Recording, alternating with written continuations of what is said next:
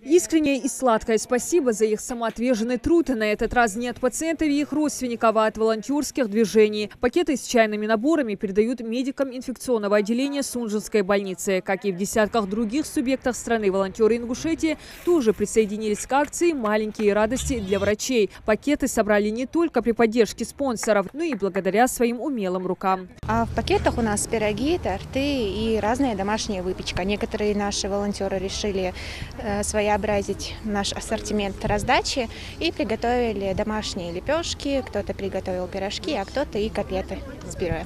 Всего более 50 пакетов со сладостями доставляют радость сегодня сообщать. Здесь волонтерский клуб «Мы вместе», добровольческий клуб «Добро ИНГУ», сотрудники комитета по делам молодежи. Спонсором стала кондитерская Даны Шаухаловой. Убеждены, что в этот нелегкий период важно сплотиться и быть заодно в борьбе с ковидом.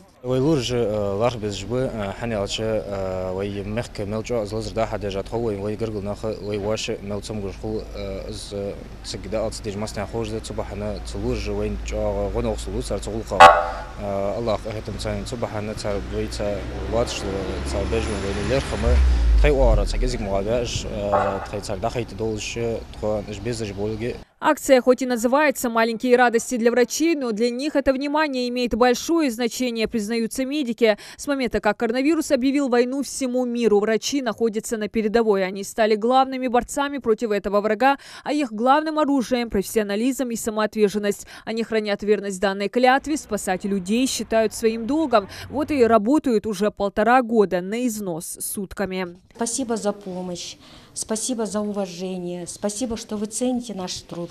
Конечно, здесь очень тяжело работать, условия у нас, конечно, жесткие здесь, но мы благодарны руководству нашему, что они нас не забывают, и спасибо вам.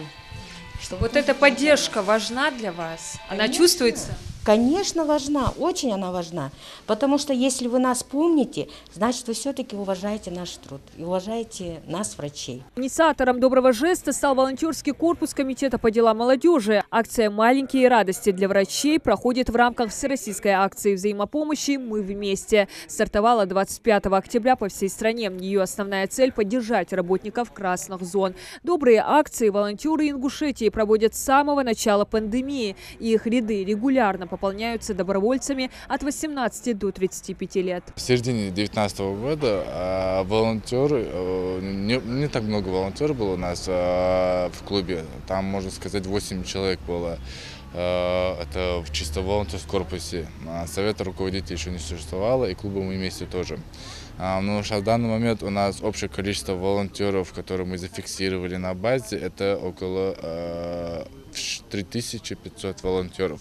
Это чисто официально зарегистрировано на портале. Неофициально, когда мы посчитали, волонтеров оказалось около 9800 человек. Всего на сегодняшний день в Сунжинской ЦРБ 62 ковидных больных в отделении, 8 тяжелых в реанимации и 17 женщин с подтвержденным ковидом в родильном отделении. Сейчас ковид стал более агрессивным, труднее поддается лечению, смертность немножко выросла. Вот.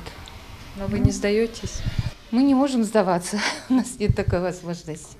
Волонтеры сегодня также намерены порадовать работников красной зоны Малгобекской ЦРБ. На следующей неделе такую же акцию планируют провести в Назрановской городской больнице, которая первой приняла удар коронавируса и где сосредоточено наибольшее количество ковидных коек. Диана Дударова, Адам Далаков, Новости 24.